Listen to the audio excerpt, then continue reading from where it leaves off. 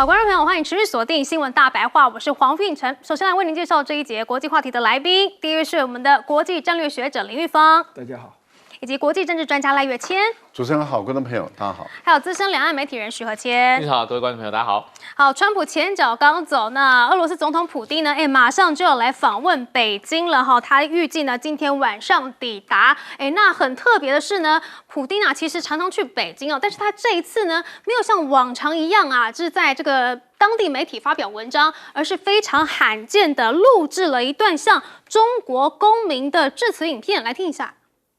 Тесная российско-китайская стратегическая связка играет важную стабилизирующую роль на мировой арене. При этом мы не дружим против кого-либо, а работаем на дело мира и всеобщего процветания.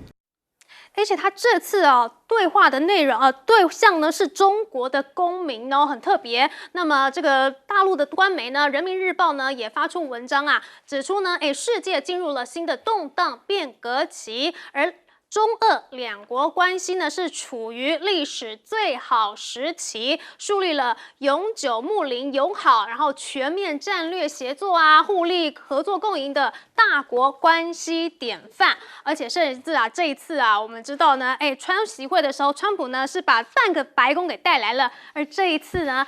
普丁也要把半个克宫给搬来，因为呢有很多架的伊尔76运输机是纷纷抵达了北京。好，但是普丁这一趟不是来说什么两国友好的空话场面话的，也要来谈实打实的协议。来看到这一次他的访中期间呢，将会详细的讨论西伯利亚力量2天然气管道项目。好，那这个是俄总统助理表示，西伯利亚力量2的天然气管道项目呢，会在普丁正式访中期间呢来进行详尽的讨论。那除此之外双方也计划要签署40份文件包括了国家之间的协议，涵盖商业合同，还有两国在工业交通核能还有人文领域的深化合作。而更特别的是，普丁这一次还要见一位中国工程师彭湃。这位工程师有拿什么厉害的呢？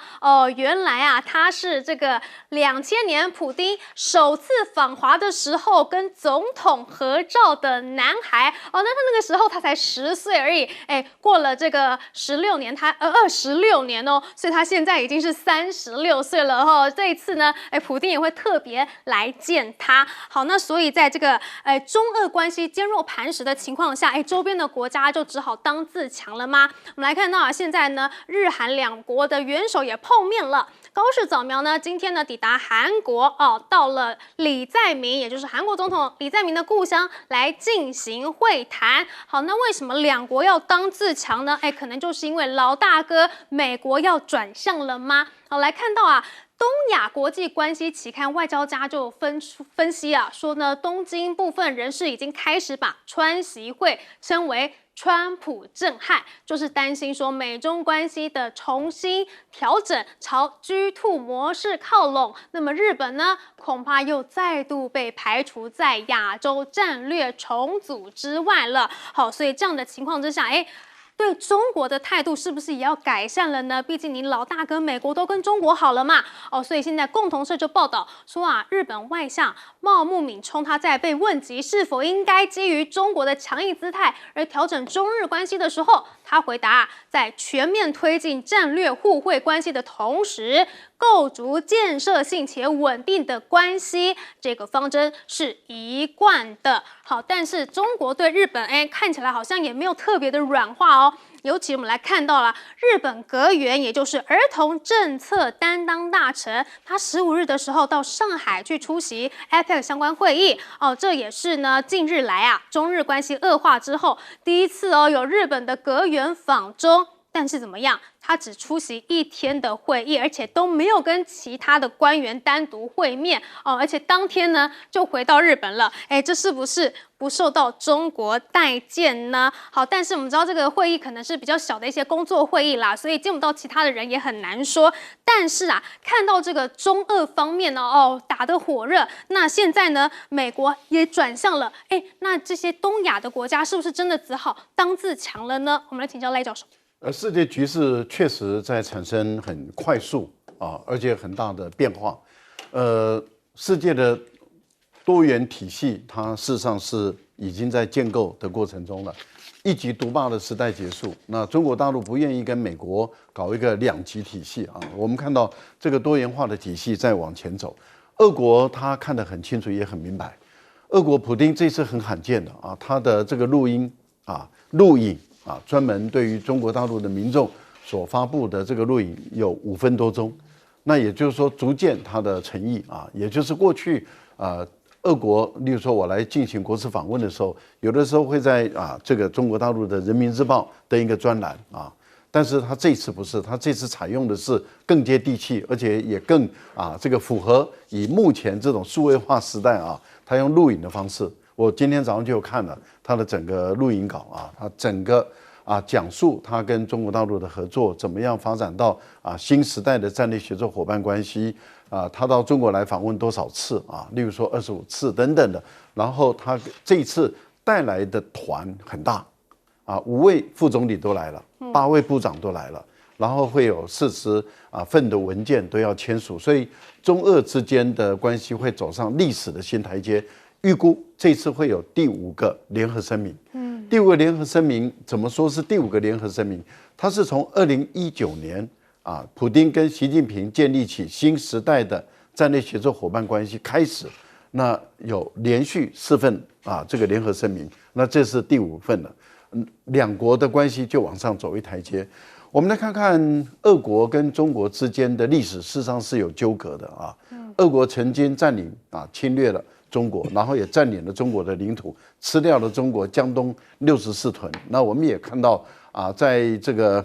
对日抗战期间，中俄也合作过。抗战胜利结束以后，中俄的关系发展成为蜜月期，接着就吵翻了。吵翻了以后，我们看到中俄的关系陷入甚至要打核战的这样的一种紧张的一个局面。然后到发生黑瞎子岛事件，然后俄国支持印度跟中国大陆捣乱等等的，你看关系可以紧张到那个局势。可是现在可以信任到这么高的程度，这个跟中俄之间从这个后来慢慢的缓和，冷战结束，俄罗斯时代，然后江泽民的时候跟俄国的关系的改变然后签订互不侵犯，签订和平协议，然后到习近平上来2013年开始大方位的全面的跟俄国的关系，然后到今天建立起这种相互信任，到这个协作战略伙伴关系。你想这一路走来，坦白说越来越稳定，越来越可靠。而俄国跟中国都在因为彼此之间从2013年一直到现在2026年12、13年间所建立起来的这种相互信任的关系得到好处。你看俄国它可以专心的去处理欧洲的问题，中国也可以专心的去处理亚洲的问题，也就是不用再担心这个背部之间的我们讲的所谓的腹背受敌。俄国在过去它必须要考虑腹背受敌，那中国大陆也是如此。可是现在双方在背部背靠背这个部分里面，却建立起最安全的一个稳定的关系。中亚地区也进入了最稳定的时代，因为透过这个上海合作组织，把这个原本欧美的国家渗透进来，要搞的这个中俄两国之间的地区动荡不安的中亚的这种恐怖主义、极端主义这三股势力，两国的合作把中亚之间搞定了、平静了、稳定了。所以我们看到这样的一个发展势头，那我们这一次普丁率的庞大的访问团到中国来访问，这个很快的就把美国的川普的跟中国的关系就比下去了。那也就是说，美国跟中国的关系是不是朋友？但是朝不是敌人的方向走可是中俄的关系不但是朋友，而且朝更好的朋友方向走，这个两边之间一比真的是高低差很多我们看到这个就是一种新型的大国关系。其实中国跟俄罗斯都已经有意的要告诉美国，我们也可以发展成为这样的关系这个是一个很大的一个启示。好，就在这个节骨眼中，我们看到日本就变成猪头了最大的猪头就是高市早苗。为什么我会用最大的猪头呢？各位想一想，日本什么时候敢走在前头？日本什么时候都是跟在美国后头。尤其对中国大陆的政策里面，只有一次走在前面，就是中日建交，走在中美建交之前，就那一次。从此以后，日本任何事都不敢当先。结果高市早苗怎么敢一上来以后就说日本有事就是不是台湾有事就是日本有事，连美国都不敢讲这句话，你高市早苗敢讲这句话，你想他的背后谁是引武者？我敢保证，绝对跟美国有关。那所以当川普访问完了以后回去了，高市早苗移花接木的说，川普第一时间马上跟他通电话。胡说八道，晚上7点半日本的时间才通上电话，所以高市早苗欺骗日本的国民，他没有第一时间就跟高市早苗通电话，是7点半，可是他的起飞时间是北京2点半到3点下午哦起飞的，到晚上日本的时间7点半才通上电话，所以高市早苗别忽悠了。不是第一时间跟你通上电话，而且这电话才通15分钟，两国的领导人透过翻译在各自讲话，一个人能讲几分钟，还详细跟你介绍他访中的行程，别忽悠大家。好，不过日本陷入了川普震撼之后，真的是对中政策不打算要改变一下吗？我们请教徐老师。是，当然，日本一直最担忧的事情就是所谓的这个 Japan Passing 啊，就是被越顶外交。当中国大陆跟美国这个拉近关系的时候，就日本的利益被忽略。那回过来讲一下普京啊，就是这一次是普京第25次访问中国大陆，真的非常多。但是他也执政很久了，从2000年就开始执政。那习呢，其实也去过11次的俄罗斯啊，以这个国家领导人的身份，所以这两个人这应该是互为这个对方接待过最频次数最多的外宾。那刚刚在这个运成放的这个讲话影片里面，他第一句就提到说，这一次我来中国大陆是应我的老朋友习近平主席的邀请。那这个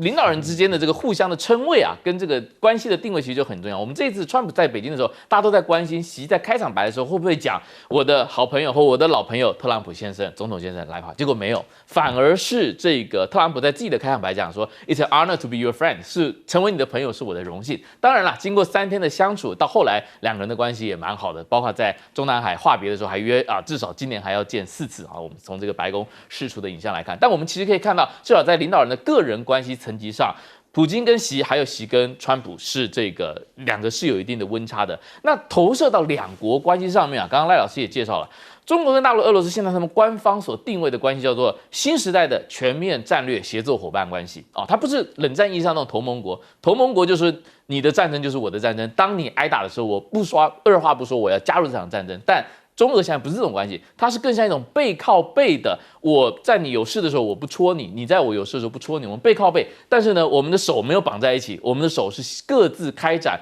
各自有利的外交选择跟这个战略路径。但是我们彼此约定，我们因为中俄两国的这个国境线超过1000公里啊，所以如果有一方要给另外一方使绊子，那其实都会非常难受啊，对方都会非常难受。所以我想从这个25年前啊，这个中国大陆在江泽民的时代，还有这个叶尔钦的时代，把中俄的这个未定界，从这个清末以来的很多这个有争议的国境线敲定之后，中俄对彼此就没有，大陆跟俄罗斯就没有再对彼此有任何的领土主权的诉求，所以呢，两国关系也就进入了长期稳定的这个发展轨道。那特别是2022年这个乌克兰战争全面爆发以来，我们看到俄罗斯受到非常严重的西方的经济制裁，美元不能用了，所有的美商跟欧商要撤出啊，然后大量的商业的网络，包括 Visa 卡没有办法在俄罗斯很好的使用，俄罗斯的公民要到西方国家去旅游，哪怕是做正常的人文交流，这签证都非常难办。在这种情况下，我们就看到中国大陆对俄罗斯的经济影响显著的上升，特别是过去3年啊，从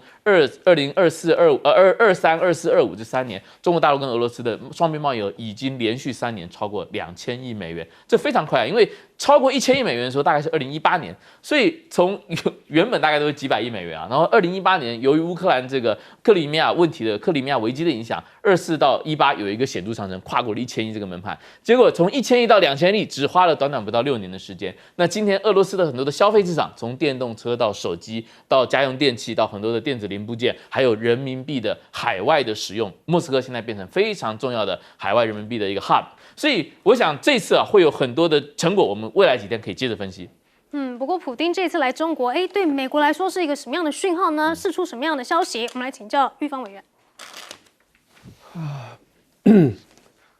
普丁到中国大陆，坦白讲是俄国有求于中国大陆多了，因为现在俄国陷入一个非常困难的状态，在乌克兰。因为乌克兰的表现，最近的战场的表现是让人家刮目相看的。它的无人机非常精准，而且攻击非常遥远的俄国的目标，甚至攻击到莫斯科。那个人的这个公寓。多这个大楼，还有它的军事的基地，在那么遥远的地方，这个1000公里以外的这种地方，这乌克兰的无人机都可以到达而且那个情报是非常精准，攻击的那个时间点跟那个地点非常精准。这当然有西方国家，尤其是美国在背后提供这些情报，但他自己可以去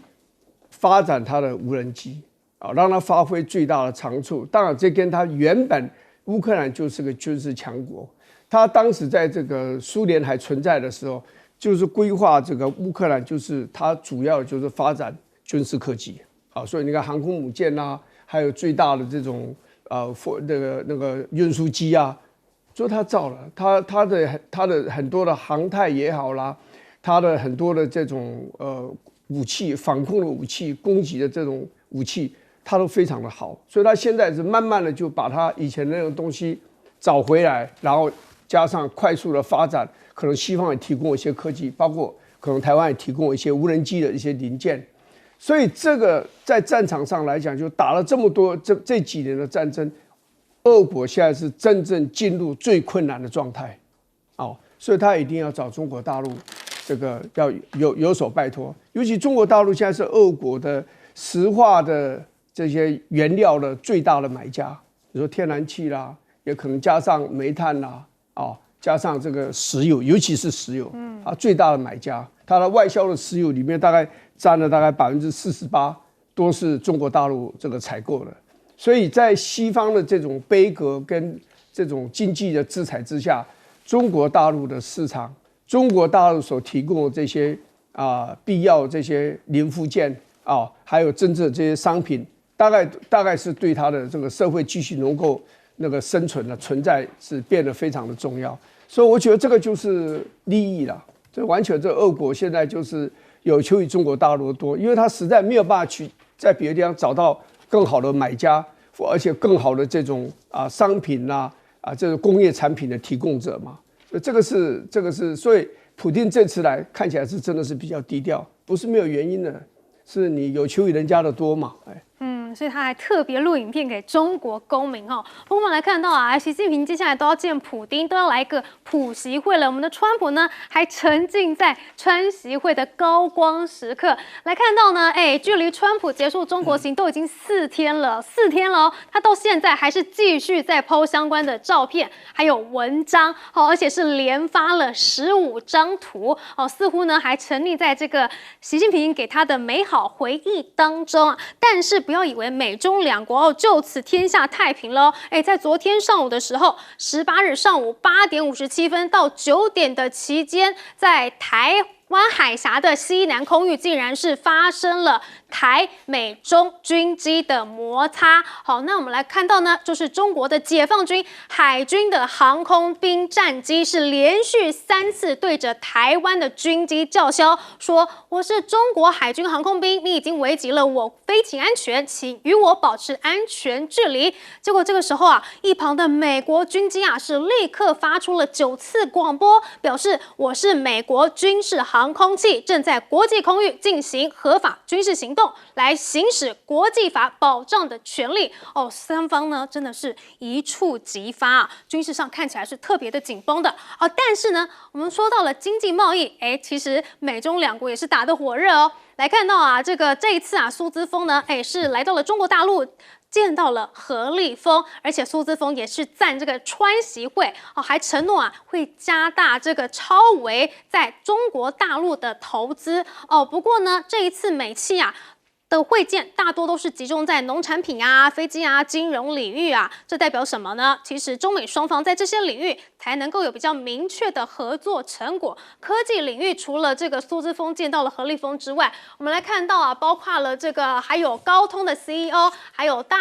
见到了大陆促进会会长。那至于辉达的 CEO 黄仁勋啊，还有特斯拉执行长马斯克啊，虽然都留在中国，但是呢，没有看到他们有见到任何的官方人物。那黄仁勋他还是非常的看好这个中国大陆开放 AI 市场的，他就说啊，虽然呢目前中国正致力于发展本土晶片，但是他还是预期中国市场终将对美国高端 AI 晶片去开放，抱持着未来双边贸易前景的一个乐观态度但是啊，现在呢，中国市场大家都想要，那为什么两方的差距会越来越小呢？似乎就是因为现在啊，中国也有自己的新三样了，是哪三样呢？包括了机器人、AI 还有创新药，改写出了这个他们的出海逻辑。好，那现在啊，这个过去2年啊，中国外贸的新三样是什么呢？是新汽车能源、那锂电池，还有太阳能光伏产品，都被视为了这个是制造业升级的标志。那现在这个新三样的成型就是机器人、AI 还有创新药呢，被称为新三样，2个新新三样。他们逐渐成为了中国参与全球分工的一个新坐标。尤其来看到机器人的首季出口就达到了113亿人民币，那 AI token 的调用量呢，2年也增加了1000倍，甚至啊，在韩国的这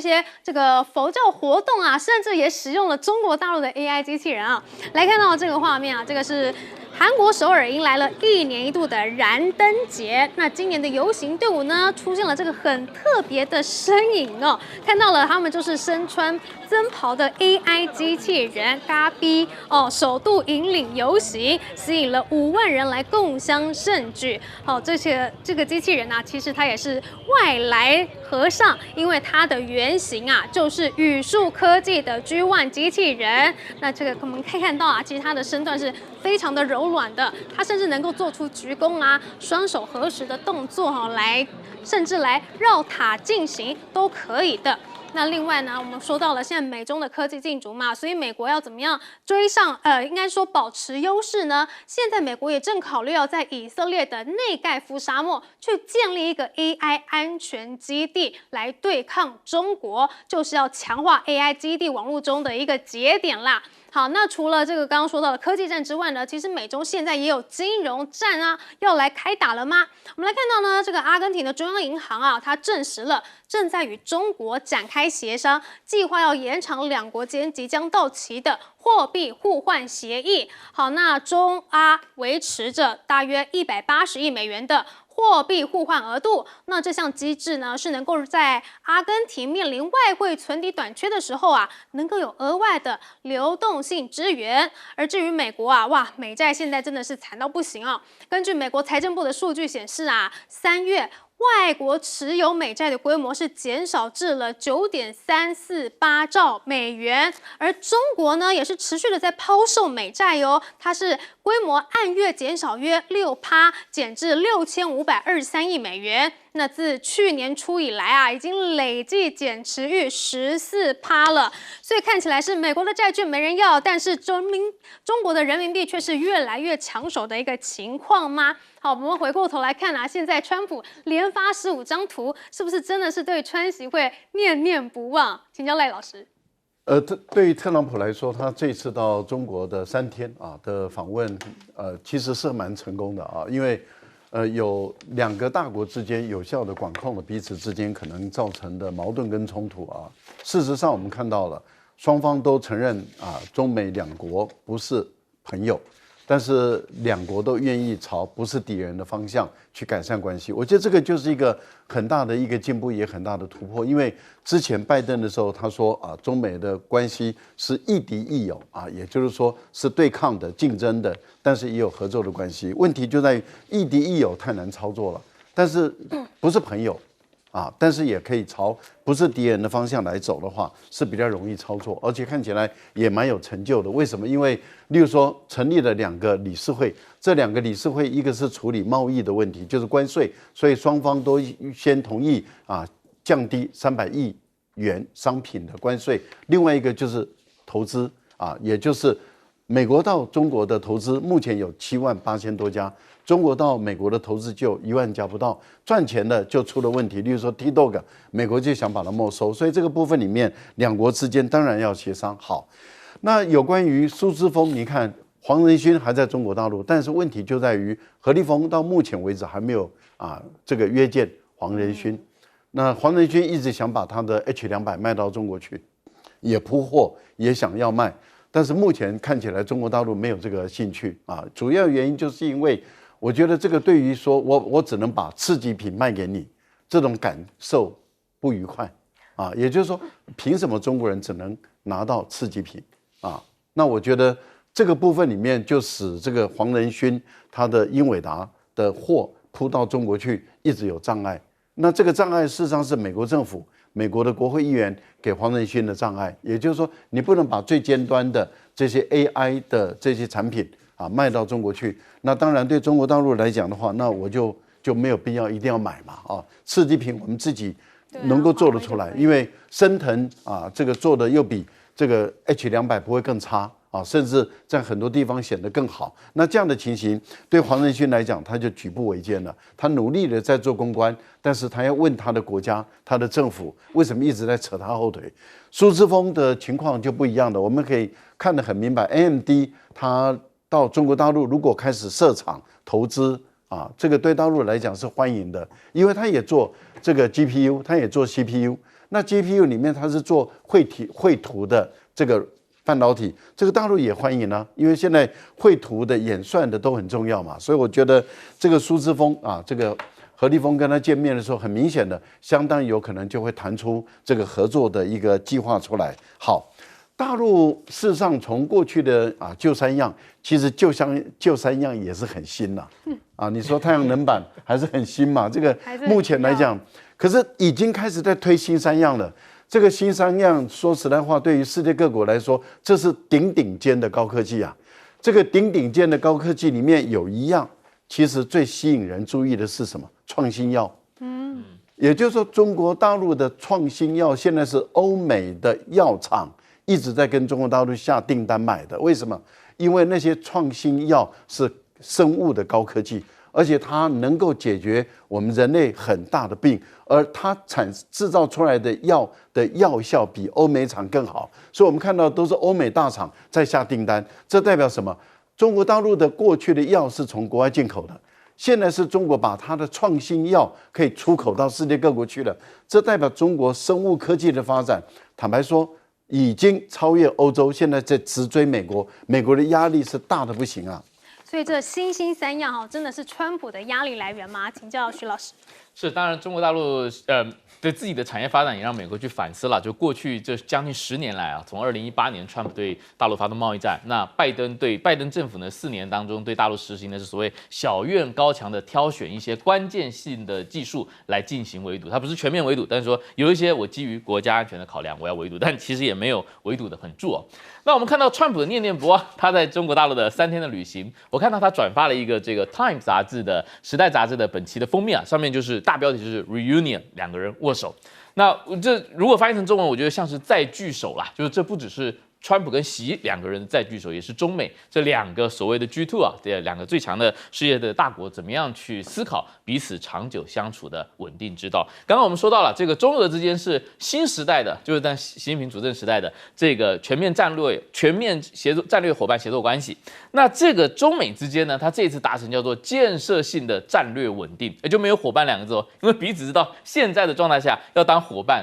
要当一个朋友还是很牵强，要当盟友还是很牵强。那但是我们是不是能够营造这个战略稳定，使我们的竞争不要演化成冲突，甚至要绝对避免战争的爆发？那这次我们看到这个川普本人也好，他在这个还有他的儿媳妇，他的2儿媳这个Lara Trump呢，这一次也跟去了。那他也扮演了非常显著的作用他一方面跟着他的2儿子 Eric Trump， 就2个人当然代表川普家族的生意，就是说，当然川普也会觉得说中国大陆这次带着他是比较友善的，所以趁机呢把我的儿子儿媳来介绍一下给你们。一方面呢，就如果未来中国大陆的民间企业能够，或者是官营企业能够跟川普家族，不管是做这个无人机啊，或者加密货币啊，或者是这个传统的酒店、房地产、旅游这些开发，拜托大家能够互相先认识一下，有我的背书啊，公事找我，私事找我儿子跟儿媳。那另外一个呢，其实是 Lara Trump 他也有政治地位。他是一个这个做电视制作人啊，是一个传媒界出身的一个 comedian 这个制作人，但是后来他嫁给这个 Eric Trump 之后呢，他迅速的就以这个非常洗练的这个媒体表达，成为了美国保守派哦。他是1982年出生的嘛，现在大概40出头岁，所以他就成为40多岁这一代跟 JD Vance 同样一个世代的一个Trump 家族的要去延续 MAGA 这个浪潮的一个新的新星，所以未来很多人就期待啊，就是说，当然很多人期待，原本期待说他今年期中选举就去选北卡罗来纳州的这个参议员，因为他是北卡的人嘛。但后来他说他没有要选，他继续支持共和党现任的这个候选人。但是未来他有没有可能成为州长，甚至在这个政坛上更进一步？他之前已经当过共和党全国委员会的这个主席啊，所以我想这也展现了中国大陆他在营造这个关系，他不只是看着川普，也看着下一代，他也知道可能这个所谓的 MAGA 浪潮并不会随着川普的剩下3年卸任了就没有了，未来这个很多的这个长远的关系可能还会再往下走。那么我们这次看到啊，这个在美国发布的信息里面，我们看到这个赫格塞斯，美国的国防部长，他们现在叫战争部长啊，也去中国大陆。那这个确实是一个比较罕见的作为。那特别是在最后一天啊，这个中南海的工作午宴当中，我们看到。依据白宫发了，我们才知道，就是说它其实是进行一个6对6的一个晚餐。那特别是美方这边呢，也有这个贸易代表、外长、防长也去。那当然这一次呢，美国的防长跟大陆防长董军没有正式的这个举行非常严肃的会谈，因为是元首会谈嘛，他们只是在人民大会堂的国宴晚宴旁边进行那个桌边交流。但是下个礼拜或10天之后吧，我们在新加坡举行的年度的香格里拉对话上，就是全球的一个重要的防务跟安全的论坛上，那传统上2国的防长都会去，因为各国的防长，很多国家的防长3-4个国家都会到香格里拉会议上。那到时候会不会中美防长能够再一次的进行正式的会面，甚至是宣布这个中国大陆解放军跟美军两军的沟通管道跟互动关系能够回升到某种大家比较满意的层级？我觉得我们下礼拜就会知道答案。好，不过美中两军真的是要有来建立一个沟通管道吗？不是看到这个战机呢，可能就要发生冲突了耶？请教玉芳委员。这是很难的，因为亚太是一个很大的一个范围。中国大陆周遭的海域跟空域也非常广大，那美国在这一带的这个部署，军事的部署也是算是非常绵密了，所以双方的军事力量在这个地方会对抗啊，甚至碰撞啊，大概是很难避免的。不过整个川普的这个政策应该是非常清楚了，就是他避免跟中国大陆发生军事的冲突。那经济上呢，他希望中国大陆加强购买美国的产品，但是呢，在高科技的管制上面，对中国大陆管制，这是一定会持续的。不管哪一个人当美国总统，大概都不会放弃这样的一个政策。而讲到以色列跟美国要合作，要建立这个 AI 的这样的一个对抗中心来对抗这个中国大陆啊，这一般人都觉得说，美国犹太人的在政治界的影响力非常大。可是事实上，他在金融界甚至在这个高科技这个产业方面，其实他们的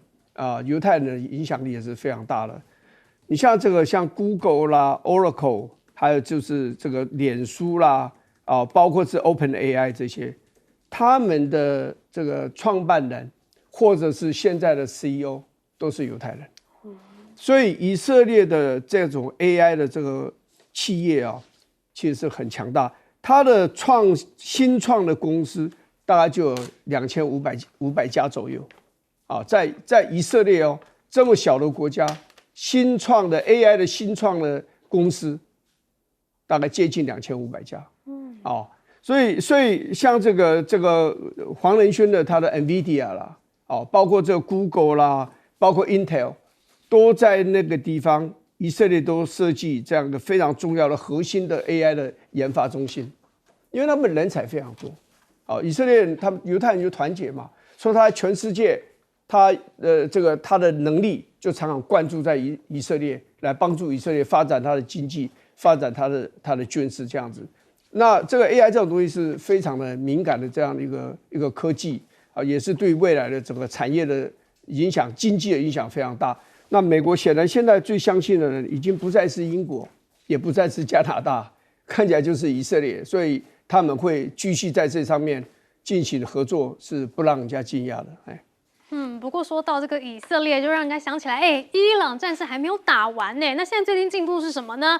是川普又塌口了。好，川普之前说啊，原定啊要对伊朗发动攻击，结果现在又改口了，说因应中东国家，包括了谁？卡达、沙国、阿联酋等等的国家都来要求，所以呢，他就只好下令延缓原定周二对伊朗发动的军事攻击。好，看起来呢，现在是能拖就拖，拖一天是一天。那川普也声称很有可能呢，就要跟伊朗达成协议。这个时候谁紧张了呢？以色列。以国的媒体就披露了说，纳坦雅胡啊，在跟川普通话了之后呢，是连续2个晚上召集了安全内阁开会，为两国重启对伊朗的军事行动来做准备。所以有可能美国不想打，但说以色列要跟你打到底吗？好，那伊朗当然也是有所准备的啦。现在呢，伊朗也是全国上下都来备战了。包括了谁呢？军方甚至就在街头摆摊呢，直接教导民众说怎么用枪啊！而且国营电视台的主播还直接就在摄影棚内开枪这是凸显了什么？说德黑兰政权非常的积极，在为民众来进行备战准备，而且就连孩童呢，他们的玩具也是枪最好是全民皆兵，大家都可以来打。而且伊朗的最高领袖穆杰塔巴呢，也透过社交平台发声了，说重申要考虑在敌人不擅长的领域开辟新战线，还说呢，我们的相关研究已经完成了。敌人在这些领域的经验极少，而且极度脆弱。但是这到底是什么样的领域呢？他没有明说，我们也非常的好奇啦。但是现在的情势也不是伊朗独大的，巴基斯坦呢是根据了跟沙国签署的共同防御协议，竟然是向沙国部署了约8000名的军人，还有一个战机中队，甚至呢中国制的红旗9防空系统呢也是到了沙国这就代表说中东局势有可能升温了吗？那么这是不是巴基斯坦对伊朗的背刺呢？好，但是现在呢，美伊战争打到现在，川普自己也是相当不利的，所以他会不会又出口转外销，又再玩一次呢？现在他的对象呢，可能是古巴他可能想要复制委内瑞拉模式。那古巴总统就说了，如果你美国出兵的话你可能会血流成河，这个后果难以估计。好，那古巴有没有这个能力呢？很难说但是现在美国确实在对古巴做一个新的制裁。现在古巴的首都呢是每天停电时长长达20到22个小时，非常的长一天才24小时，它大部分时间都在停电。那部分的社区呢，甚至是连续停电超过40小时，包括了食品都已经变质了。那民众呢也没有办法正常的休息，种种的问题频传啦。好，那除了古巴之外川普现在也没有忘记格陵兰又回来点兵了而且呢，这个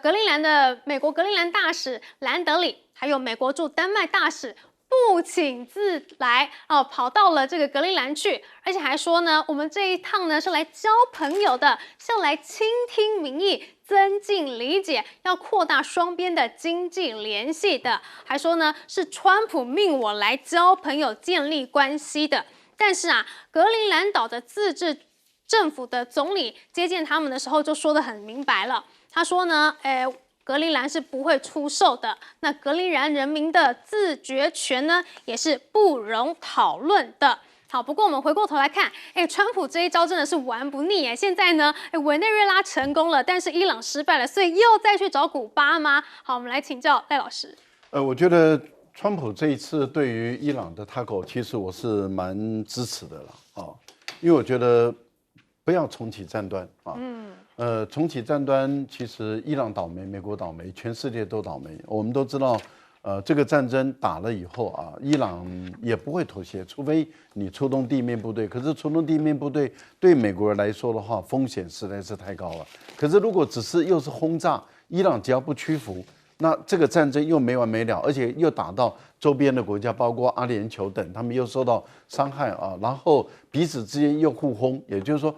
你美国去轰伊朗，伊朗去轰你美国的军事基地，然后以色列去炸这个伊朗，伊朗去炸你以色列的一般的首都或是其他的城镇乡镇，其实炸到最后伊朗还是不屈服的话，你一点办法都没有嘛。这个坦白说没有意义的事情。然后除非你出动地面部队，可是出动地面部队，你很有可能会全军覆没都有可能，也会造成更大的伤害。所以与其这样，倒不如就他狗嘛。就你多次的他狗，我都支持你，我也不会嘲笑你啊，我绝对不会嘲笑你。我就觉得说，你就用这种不断的尝试啊，威胁、恐吓，然后要谈判，然后要伊朗屈服，伊朗只要不屈服，你就不再打，然后再威胁就不再打，这样也很好嘛。好，就这样一直拖下去，我觉得反正就是不要开火，我都赞成，我也都支持啊。因为不然的话，你说这个战争一打，真的是不是好事情？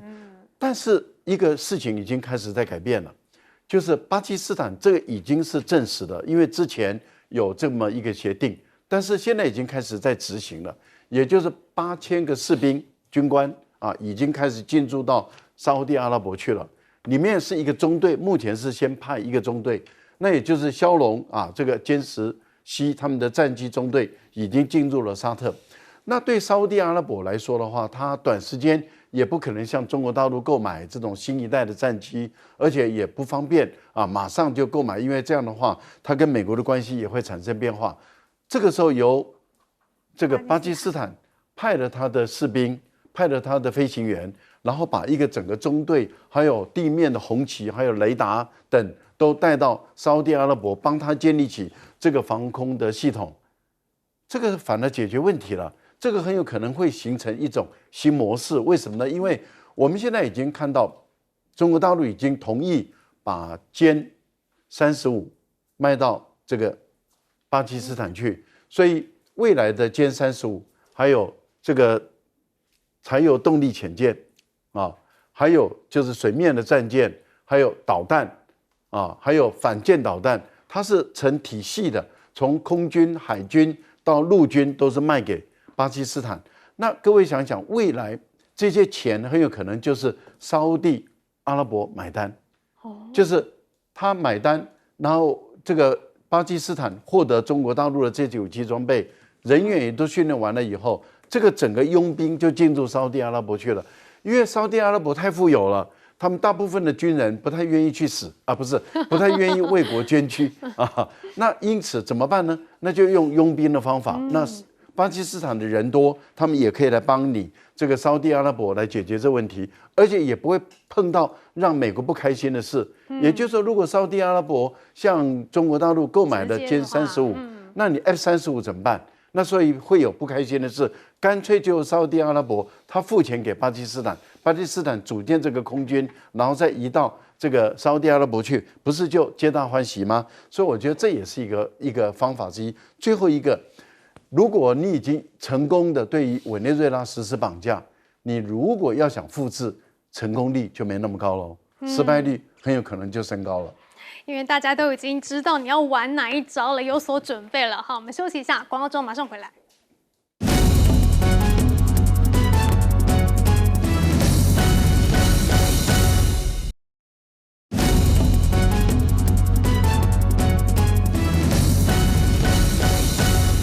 美伊战争打得难看，现在川普又把目标转向格陵兰了吗？请教林玉芳委员。其实你不得不佩服川普这个人他决心真的很坚强，他要的东西他有时候好像会退后，他退后以后还是要前进。说格陵兰有一阵子我们都觉得说大概这个故事都已经过去了，可是最近这个美国其实对格陵兰一直在施压。他想要再拿3个在他南部再拿3块土地下来做他的军事基地，而且他提出的要求就是你给我这3块地，主权要归我，等于是割让给我这样子。所以丹麦也好，格陵兰现在的政府也好，没有办法接受嘛。而且他现在已经有一个这个皮图菲克这个军事基地，那这个军事基地呢，其实只是让他使用而已，他太空军的。那现在美国也希望说我就永远使用我也不会再还给你了。这个以外，他还提出了一个要求，就是说，他认为现在地球暖化哦，所以这个北极这边的航道以后应该会变得越来越热络，所以俄国跟中国大陆应该会对北极的这一些土地，包括像格陵兰这些的土地，大概会有兴趣。所以美国现在要求格陵兰答应一件事，就是说，如果中国大陆也好，俄国也好，跟你提出要求，要在你这边跟你签约合作，做大规模的基础建设，或者是要采购、要挖矿啊之类的啊，资源、天然资源这些，你必须要有俄国的同意，这美国的同意。美国如果不同意的话，你就不能跟这2个国家去签订。那这一来的话，你就把人家当做殖民地嘛。所以格陵兰的故事并没有结束，而且我觉得古巴哦，现在也很辛苦，他一天要停电20个小时，最新的状况，你怎么撑得下去？古巴现在人民都公开接受访问，都在痛骂这个古巴政府没有办法解决他们的困难。所以美国做法就是我把你困死在那里，用经济困到你人民都受不了，我就很轻松我把你拿下来。所以除非俄国或其他的国家，我也想不出其他国家是谁能够去对古巴提供快速跟大量的军事经济的这样一个援助，否则我怕古巴长期来看他也撑不下去。我送了一批油给他们了，第2批的油没有再出现了，那个油都已经用完了，那怎么办呢？对不对？所以这个是美国要打下委内瑞拉，它有第2层的目标，就是把委内瑞拉提供给古巴的石油给切断。所以我是一石两鸟，打掉委内瑞拉，同时就为占领古巴做好准备。所以美国很快就要打掉古巴了吗？我们休息一下，广告之后马上回来。